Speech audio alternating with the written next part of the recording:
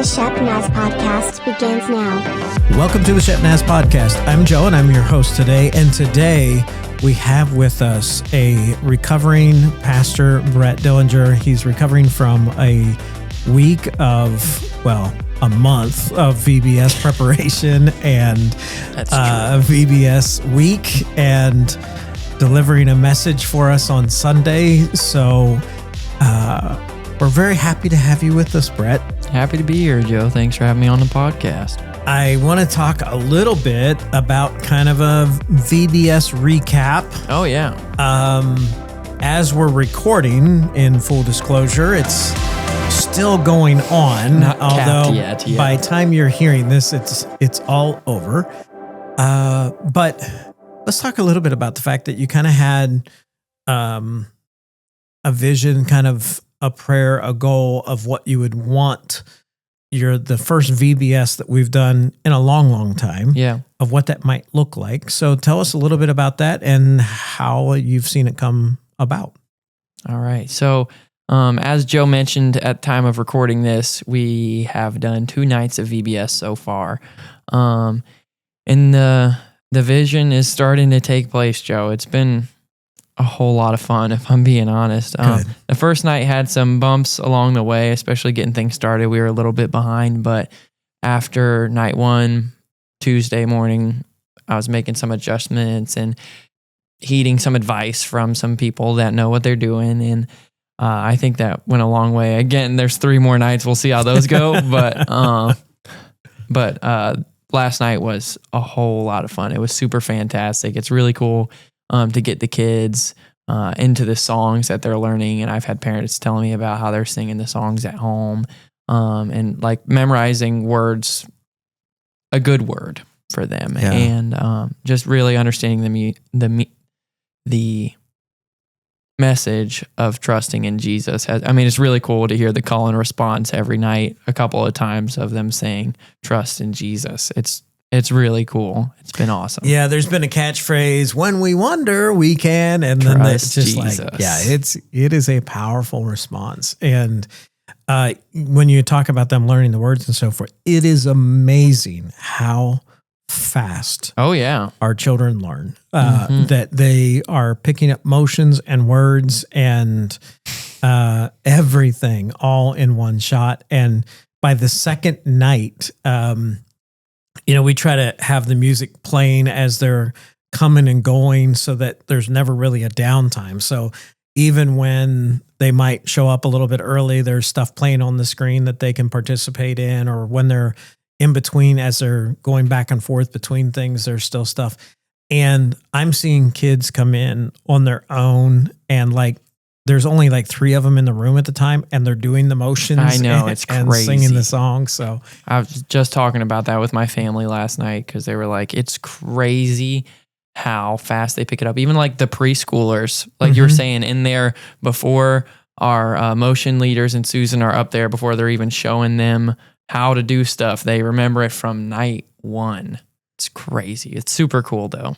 And so, of course, it is a reminder to us of how impressionable they are and how precious the time we have is with them. Definitely. Because when we're sharing with them the love of Christ, that's something that we know immediately they're picking up on. And so as we're recording this, we're looking forward to tomorrow night, which is going to be a night of invitation for them.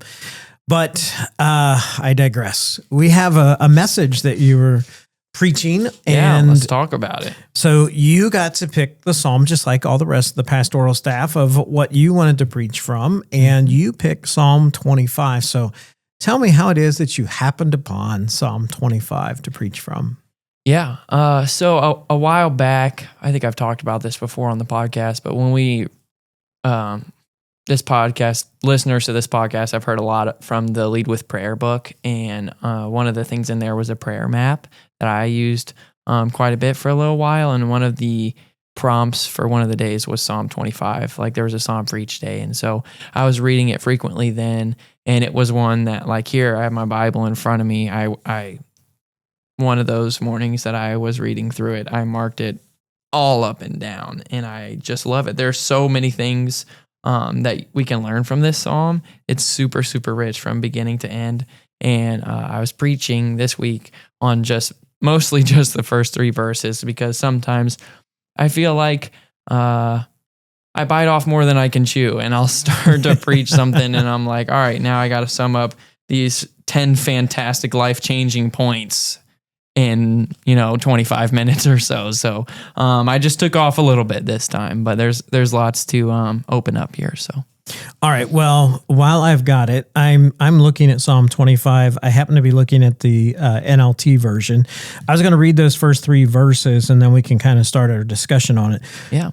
O Lord, I give my life to you. I trust in you, my God. Do not let me be disgraced, or let my enemies rejoice in my defeat.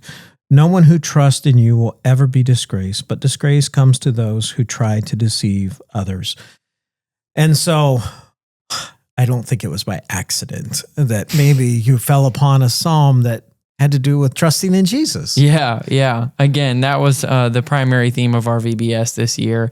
And with this being kind of a VBS recap Sunday, and also really fun being Father's Day too, it felt like a good place to move forward. And I'm getting a lot of grief for choosing to preach the Sunday after VBS, but I was like, if I end up preaching like 7 days after that, I think I would feel like I just finished VBS and now I'm working all hours of the day again for the next week too. So yeah, you're right, Joe. You hit the nail on the head there. Well, so I want you to know, I'm not a naysayer, because I know of whom you're speaking. There were several in the room that we don't need to name were trying to say, Brett, you don't want to preach the same way you're doing VBS. And you're like, I know what I'm doing. So there was at one point you said, do you want me to be successful, or do you want to be right? Yeah. Something to that effect. And I want you to be successful. Thanks, so Joe. I really have appreciated all the work that you've done this past week for VBS, and it's reflected in your volunteers and other leaders that want to raise the level all the way around, because they want to be part of the vision that you're casting. So I really appreciate that. Thanks, so Joe. as we get into this scripture, the kind of each week when you teach the kids, you want there to be a takeaway. Yeah. That like, look, when these kids go home and mom and dad say, what'd you learn what today? was it about? Yeah. They have an answer. Yep. All right. So let's get to it, I guess. Yeah. So for this week with the kids and adults, the bottom line was that Jesus is worthy of my trust.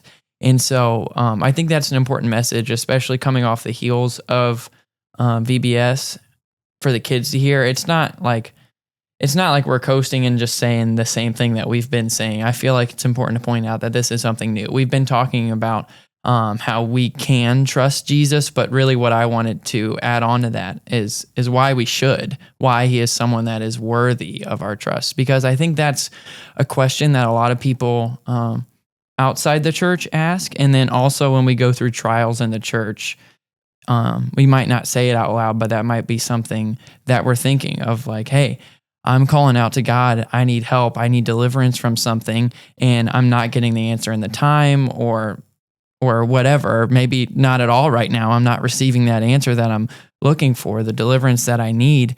And so we're saying all-powerful God can do something about this and yet doesn't. And so there are a lot of us that have at times asked, like, why are we supposed to trust him? It feels like he's let us down, you know? Yeah. So I think people have varying levels of issues with trust. Yeah. What's your trust levels like? Trust, I was thinking about this earlier today. Again, as time of recording, I haven't preached this message yet. And so, but sitting in my office thinking about this, I'm like, all right, Brett, it's only fair to start a conversation about trust by taking a look at yourself. So I'll make myself vulnerable here. And I'm like, Brett, do you have a nice job? Do you have an easy time trusting? And I was like, yeah. And I was like, all right, give yourself some examples. And I'm like, maybe not then. Maybe not. So I'm going to share some of these things on Sunday. So when you've heard this, you've already heard these. But I was thinking about like sometimes when I go and pick up food, if I like order food at Wendy's or Chick-fil-A or wherever, and I go to pick stuff up, after I pick up my order, I'll go out to my car and then look through the stuff in the bag, because I used to work in the food industry and I recognize the frustration as an employee when you see somebody, you just handed them the bag and they start to look through it. And so I'll go out to my car, but I still do it because I'm like, gotta make sure I get all this stuff. And I don't do it every time. But kind of a weird dynamic in all of that. I'm like, on the days that I don't check it, I'm like, I tell myself that I'm trusting these people, but I'm rationalizing it by saying it's not that big of a deal if it's not really right. So even still, I'm not that trusting. So, but yeah, I think there's lots of examples in life where it's just really become easy for us to not trust people. And part of that is just the time that we live in. There's plenty of ways to double check things. Like some families use they share their locations with one another. So you could ask somebody and then you could also double check on that. And I don't know, there's just lots of different ways that we can double check things right now. And I think our world has kind of got in the habit of not having to practice trust. Mm-hmm. So it's something that maybe I only say that because I say I have a hard time trusting. And so I'm like, here's the reason why. You're all like this, right? No, I imagine other people have a hard time. I can remember a time when a phrase started to become popular that was called trust but verify. And it's like, well, if that's true, well, then it's not really trust, is it? Yeah. But I think there is that certain level. And maybe it's because specifically in American culture right now, there's been so many institutions or leaders or figureheads that we feel have broken our trust, that we don't feel like we can trust anything. And to that end of it, I guess, if you could speak a little bit to, we're talking on one end of how we have issues trusting others or people or things or whatever, but also how trustworthy are we? Yeah. Are we good at breaking trust for people?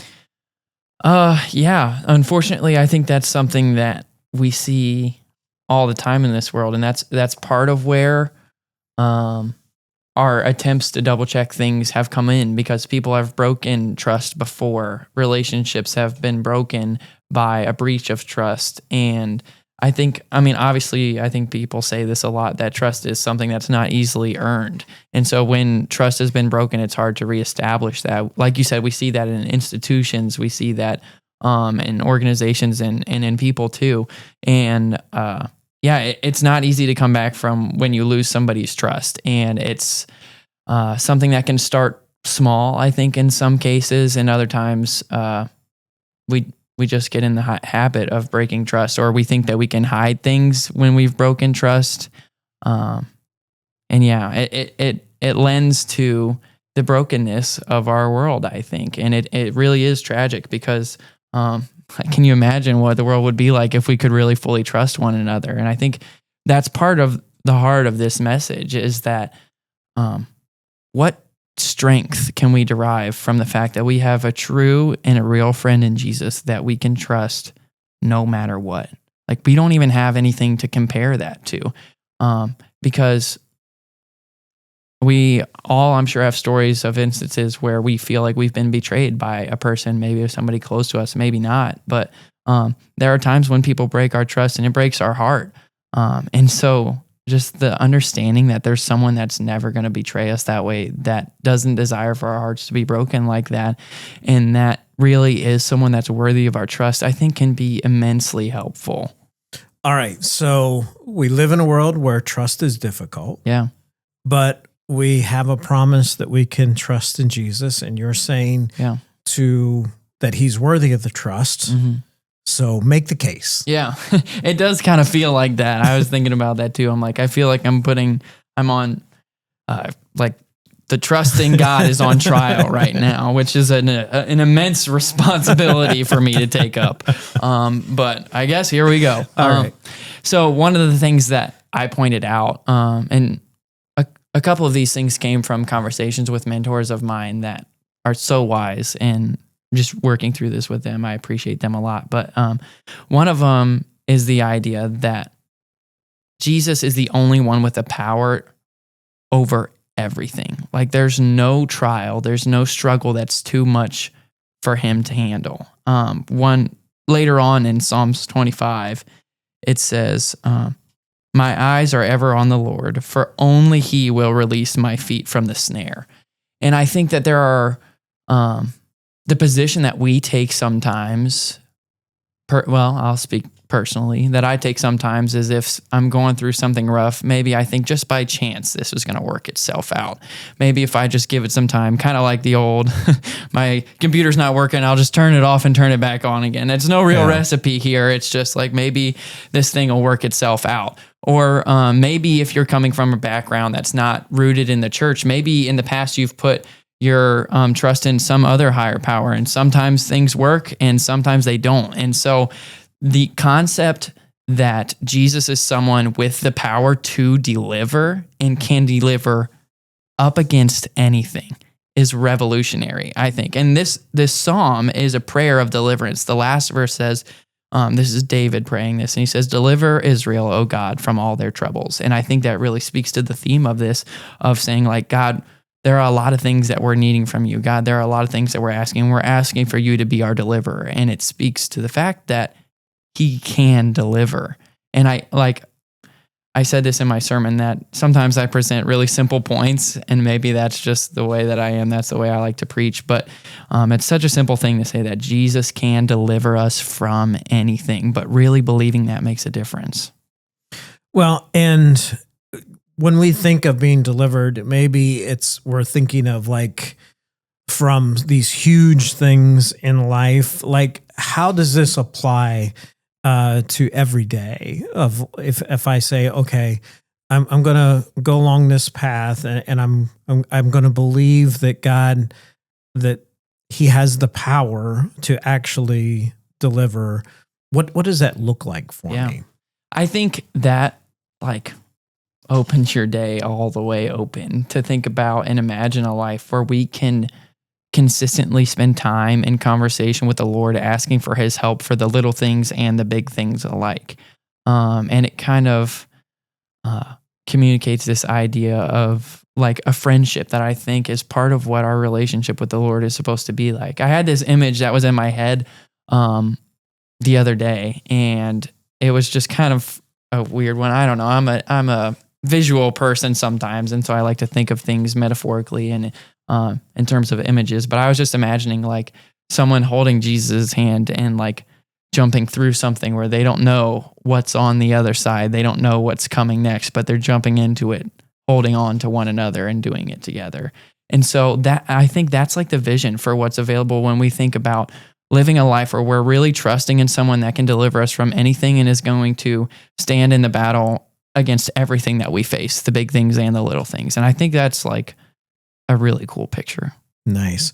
All right. So tomorrow we're going to pick up on this discussion. The first point we made today is that He is the one that has the power to deliver. So that is the first main point in why we know we can trust Jesus, because He's the only one with the power to actually do what He says He's going to do. Yep. And He's in control of the circumstances to make sure that He can deliver the outcome that He has promised. So in the meantime, if you want to go to shepnaz.org and find out everything that's going on at the church, also follow us on Facebook, Instagram, and YouTube. Tomorrow we'll jump back in. For Pastor Brett, I'm Joe. Have a great day. This podcast is a production of the Shepherd Church of the Nazarene, Gahanna, Ohio. Email to podcast@shepnaz.org and let us know what you think.